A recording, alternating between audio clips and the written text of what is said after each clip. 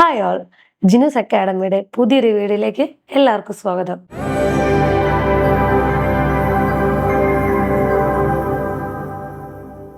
എനിക്ക് തോന്നുന്നു നമ്മൾ തമ്മിൽ കണ്ടിട്ട് കുറച്ച് അധികം നാളുകളായിന്നല്ലേ.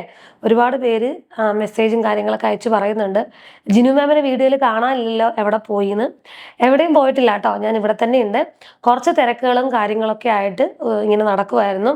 നിങ്ങളെല്ലാവരും അറിഞ്ഞു കാണുമല്ലോ, ജിനൂസ് അക്കാഡമിയിൽ ഇപ്പോൾ മുതൽ റെക്കോർഡഡ് ക്ലാസ്സുകൾ അവൈലബിൾ ആണ്. അപ്പം ഈ റെക്കോർഡഡ് ക്ലാസ്സുകൾ ഞാൻ കൊണ്ടുവരാനുള്ള ഏറ്റവും വലിയൊരു കാരണം എന്ന് പറഞ്ഞാൽ നിങ്ങളെപ്പോലെയുള്ള നേഴ്സുമാർ തന്നെയാണ്. കാരണം ഒരുപാട് പേര് നമ്മുടെ അക്കാഡമിയിൽ അഡ്മിഷൻ എടുക്കാനായിട്ട് ഫോൺ ചെയ്തിട്ട് നമുക്ക് ലൈവ് ക്ലാസ്സുകൾ മാത്രമേ ഉള്ളൂ എന്നറിഞ്ഞപ്പോൾ അവർക്ക് ഇപ്പം 12 അവേഴ്സ് ഡ്യൂട്ടി ഉള്ളവരുണ്ട്, 10 അവേഴ്സ്, 8 അവേഴ്സ്, അങ്ങനെ പല രീതിയിൽ ഡ്യൂട്ടി ചെയ്യുന്നുണ്ട്. അപ്പം ഈ ഡ്യൂട്ടിയും അതിനോടൊപ്പം തന്നെ ലൈവ് ക്ലാസ്സുകളും മുന്നോട്ട് കൊണ്ടുപോകാനായിട്ട് അതിൻ്റോടൊപ്പം തന്നെ പേഴ്സണൽ ട്രെയിനർ വരുന്നുണ്ട്. ഇതെല്ലാം ഒരുമിച്ച് മുന്നോട്ട് കൊണ്ടുപോകാനായിട്ട് ബുദ്ധിമുട്ടുണ്ട് എന്ന് പലപ്പോഴായിട്ട് ഞാൻ പരാതികൾ കേൾക്കുമായിരുന്നു. അപ്പം അതിൻ്റെ ഒരു അടിസ്ഥാനത്തിൽ തന്നെയാണ് നമ്മൾ റെക്കോർഡർ ക്ലാസ് ലോഞ്ച് ചെയ്തത്. ഈ റെക്കോർഡർ ക്ലാസ്സിൻ്റെ പ്രത്യേകത എന്ന് പറഞ്ഞാൽ മടിച്ചുകൾക്ക് വേണ്ടിയിട്ടുള്ളതല്ല, പഠിക്കാൻ താല്പര്യമുള്ള കുട്ടികൾക്ക് വേണ്ടിയിട്ടുള്ളതാണ് ഈ റെക്കോർഡർ ക്ലാസ്. ഓക്കെ, അപ്പം അതിൻ്റെ ഡീറ്റെയിൽസ് നിങ്ങൾക്ക് അക്കാഡമിയിൽ വിളിച്ചു കഴിഞ്ഞാൽ കിട്ടും. അപ്പം ഈ ഒരു റെക്കോർഡർ ക്ലാസ് എന്നൊരു ആശയം നമ്മൾ കൊണ്ടുവന്നതോടുകൂടി ഒരുപാട് കുട്ടികൾക്ക് ടൈം മാനേജ്മെന്റ് ചെയ്ത് പഠിക്കാനായിട്ട് പറ്റി എന്നവർ ഫീഡ്ബാക്ക് തന്നു. ഒരുപാട് സന്തോഷം എനിക്കും അതിനകത്തുണ്ട്. റെക്കോർഡർ ക്ലാസ്സുകൾ മാത്രമല്ല കേട്ടോ, ലൈവ് ക്ലാസ്സുകൾ നമ്മൾ പോകുന്നുണ്ട്. 2 നേരത്തെ ലൈവ് ക്ലാസ്സിനോടൊപ്പമാണ് ഇതിൻ്റെ റെക്കോർഡഡ് വേർഷനും കുട്ടികൾക്ക് അവൈലബിൾ ആകുന്നത്.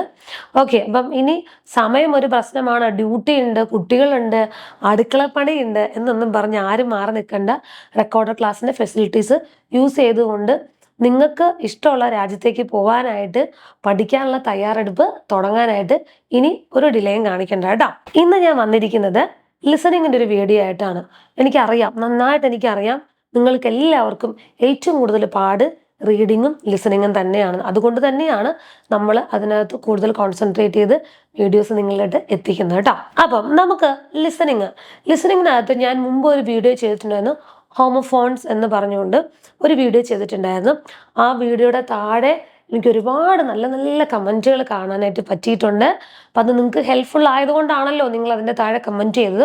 അപ്പം ഈ വീഡിയോയും ഹെൽപ്ഫുൾ ആണെങ്കിൽ നിങ്ങൾ താഴെ കമൻറ്റ് ചെയ്യുക. അങ്ങനെയാണെങ്കിൽ വീണ്ടും അടുത്ത പുതിയ ടിപ്സായിട്ട് വീണ്ടും ഞാനും നിങ്ങളുടെ മുന്നിലോട്ട് വരുന്നതായിരിക്കും. അപ്പം നമ്മുടെ എന്താണ് ഹോമോഫോൺസ് എന്നുള്ളത് ഞാൻ അന്ന് പറഞ്ഞിട്ടുണ്ടായിരുന്നു. അതായത് നമുക്ക് കേൾക്കുമ്പോൾ ഒരേപോലെ തോന്നും, പക്ഷേ അതിൻ്റെ അർത്ഥവും സ്പെല്ലിങ്ങും എല്ലാം വ്യത്യസ്തമായിരിക്കും. അപ്പം ഈ OET ലിസണിങ്ങിൽ ഹോമോഫോൺസിന് വളരെയധികം പങ്കുണ്ട്. കാരണം നമ്മൾ എക്സാമിന് ഇരിക്കുന്ന സമയത്ത് നമ്മൾ ഓഡിയോ കേൾക്കുമ്പോഴത്തേക്കിനും നമ്മളൊരു സ്പെല്ലിങ് എഴുതും അല്ലേ, നമ്മൾ സ്പെല്ലിങ് എഴുതും. പക്ഷേ ആ എഴുതുന്ന സ്പെല്ലിങ് തെറ്റായിരിക്കും. കാരണം ഒരേ രീതിയിൽ നമുക്ക് ഒരേപോലെ പ്രൊനൗൺസിയേഷൻ വരുന്ന, അല്ലെങ്കിൽ കേൾക്കുമ്പോൾ ഒരേപോലെയുള്ള വാക്കുകളായിരിക്കും, പക്ഷെ അതിൻ്റെ മീനിങ്ങും അതിൻ്റെ സ്പെല്ലിങ്ങും എല്ലാം ഡിഫറെൻ്റ് ആയിരിക്കും. അപ്പം അങ്ങനെ കുറച്ച് വാക്കുകളുണ്ട്. അങ്ങനെയുള്ള കുറച്ച് വാക്കുകൾ എപ്പോഴും കുട്ടികൾക്ക് ഒരു തെറ്റിദ്ധാരണയുണ്ട്, എഴുതുമ്പോൾ ഏറ്റവും കൂടുതൽ സ്പെല്ലിംഗ് മിസ്റ്റേക്ക് വരുത്താറുണ്ട്. ഈ സ്പെല്ലിംഗ് മിസ്റ്റേക്ക് വരുമ്പോൾ നമ്മുടെ ലിസണിങ് സബ് ടെസ്റ്റിലോട്ട് ചെല്ലുമ്പം നമുക്ക് മാർക്ക് പോകാനായിട്ട്, നമ്മുടെ മാർക്ക് നഷ്ടപ്പെടാനായിട്ട് വളരെ പോസിബിലിറ്റി ഉണ്ട്. അപ്പം ഇനി അങ്ങനെ നമ്മുടെ മാർക്ക് വെറുതെ കളയണ്ട. അപ്പം ഈ ഒരു വീഡിയോ കണ്ടതിന് ശേഷം നിങ്ങൾക്ക് നിങ്ങളുടെ അഭിപ്രായങ്ങൾ തീർച്ചയായിട്ടും ഇതിൻ്റെ താഴെ ഇടാം. ഈ ഒരു വീഡിയോ നിങ്ങൾക്ക് ഹെൽപ്ഫുൾ ആയോ ഇല്ലയോ, നിങ്ങൾക്കും ഇത്തരത്തിലുള്ള തെറ്റിദ്ധാരണകൾ ഉണ്ടായിരുന്നോ ഇല്ലയോ എന്നുള്ളൊരു കാര്യം കൂടെ നിങ്ങളൊന്ന് മെൻഷൻ ചെയ്യാനായിട്ട് മറക്കരുത് കേട്ടോ. സോ നമുക്ക് വീഡിയോയിലോട്ട് കിടന്നാലോ. അപ്പം ഒന്നാമത്തത് വേസ്റ്റ് എന്ന് പറയുമ്പം നമ്മുടെ മനസ്സിലോട്ട് ഓടി വരുന്ന വേസ്റ്റ് എന്താണ്? കുറേ പേപ്പറും ചപ്പും ചവറും ഒക്കെ കിടക്കുന്ന ഒരു വേസ്റ്റ് അല്ലേ. ആ വേസ്റ്റിന് സ്പെല്ലിംഗ് എന്താണ്? WASTE, വേസ്റ്റ് അല്ലേ. അത് നമുക്കൊക്കെ വളരെ ഫെമിലിയർ ആയിട്ടുള്ള വേസ്റ്റ് ആണ്. ഇനി നമുക്ക് ഒരു വേസ്റ്റും കൂടി ഉണ്ട്, WAIST, വേസ്റ്റ്. ഒരു ഹ്യൂമൻ പാർട്ടാണ് അല്ലേ, നമ്മൾ പറയില്ലേ വേസ്റ്റ് ലെവൽ, ചെസ്റ്റ് ലെവൽ എന്നൊക്കെ നമ്മൾ പറയാറുണ്ട് അല്ലേ. അപ്പം ആ വേസ്റ്റ് ആണ്, WAIST ആണ് ആ വേസ്റ്റ് വരുന്നത് കേട്ടോ. അപ്പം നോക്കൂ, കേൾക്കുമ്പോൾ നമുക്ക് ഒരുപോലെ തോന്നും. അപ്പം നമ്മൾ കേൾക്കുമ്പം ലിസണിങ്ങിൽ നമ്മൾ വേസ്റ്റ് എന്ന് കേൾക്കുമ്പോൾ നമ്മൾ ഏത് സ്പെല്ലിംഗ് ആണ് എഴുതുന്നതെന്ന് നമ്മൾ അറിയത്തില്ല. അപ്പം നമ്മുടെ സിനാരിയോയിൽ എന്താണ് കൊടുത്തിരിക്കുന്നത്, ഇപ്പം ബോഡി പാർട്ട് ആയിട്ടുള്ള വേസ്റ്റ് ആണെങ്കിൽ WAIST എന്ന് വേണം നിങ്ങൾ എഴുതാനായിട്ട് കേട്ടോ. ഓക്കെ, ഇനി അടുത്തത് റൈസ്. റൈസ് എന്ന് പറയുമ്പോൾ നമുക്ക് എല്ലാവർക്കും ഒരു റൈസ് ഏറ്റവും പെട്ടെന്ന് മനസ്സിലോട്ട് ഓടി വരും അല്ലേ? ഏത് റൈസാണ്? കഴിക്കുന്ന ചോറ്, റൈസ് അല്ലേ? അതിൻ്റെ സ്പെല്ലിംഗ് എന്താണ്? RICE ആണ് റൈസ്. ഇനി അടുത്തത് എന്താണ്? Lift, RAISC. അതെന്താണ്? ലിഫ്റ്റ് ആണ്, ലിഫ്റ്റ് ചെയ്യുക, പൊക്കുക. ഇനി ഒരു റൈസ് ഉണ്ട്, ഇൻക്രീസ്, RISC റൈസ്. അതെന്താണെന്നറിയാവോ? ഇൻക്രീസ്. ഇൻക്രീസ് ചെയ്തു എന്ന് പറയത്തില്ല, ആ ഇൻക്രീസിന്റെ നമുക്ക് സിനോണിമായിട്ട് വരുന്നതാണ് RISC റൈസ്. ഓക്കെ, ഇങ്ങനെ 3 എണ്ണം ഉണ്ട്.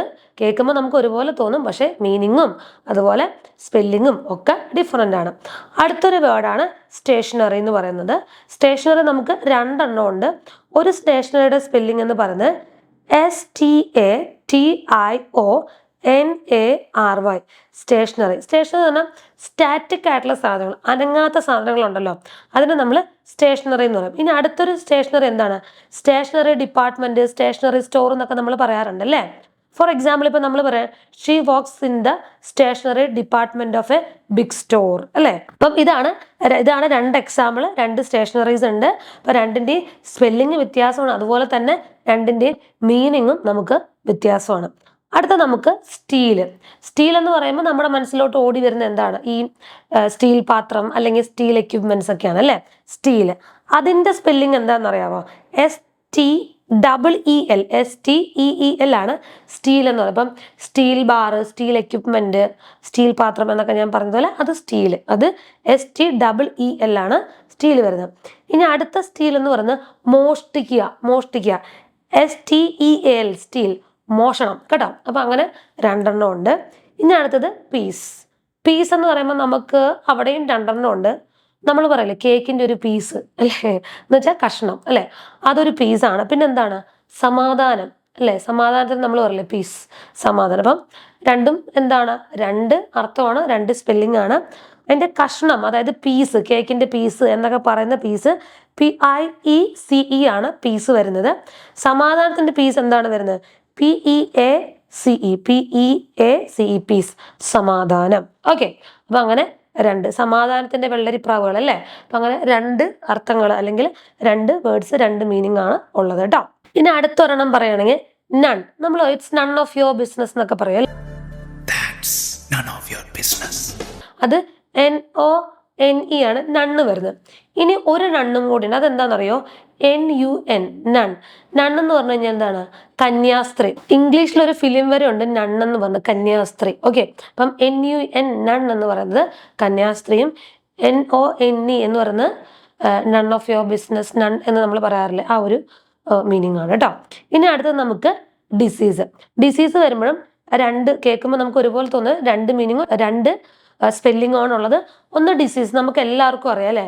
ഡിസീസ് അതായത് smoking can increase the risk of developing heart disease. അപ്പോൾ അത് ഹേർട്ട് ഡിസീസാണ്, അസുഖം എന്നുള്ള രീതിക്ക്. ഇനി his disease made us very sad, അതായത് പുള്ളിയുടെ മരണം നമുക്ക് വലിയ ദുഃഖം ഉണ്ടാക്കി എന്ന് പറയാം. അപ്പം അത് ഒരു ഡിസീസാണ്. അപ്പം ഡിസീസിൻ്റെ കേൾക്കുമ്പോൾ ഒരുപോലെ ഇരിക്കും, സ്പെല്ലിംഗ് 2 ആണ്. DISEASE ഡിസീസും അസുഖവും, DECEASE ഡിസീസ് ഡെത്തുമാണ്. അങ്ങനെ 2 എണ്ണം ഉണ്ട് കേട്ടോ. ഇനി അടുത്തത് റൈറ്റ്. റൈറ്റ് എന്ന് കേൾക്കുമ്പോൾ നമുക്ക് മനസ്സിലോട്ട് ഇപ്പം എനിക്ക് പെട്ടെന്ന് വരുന്നത് റൈറ്റ് സൈഡ്. റൈറ്റ് എന്ന് പറയുമ്പോൾ റൈറ്റ് സൈഡ് എന്നുള്ളത് ആണ് എൻ്റെ മനസ്സിലോട്ട് വരിക.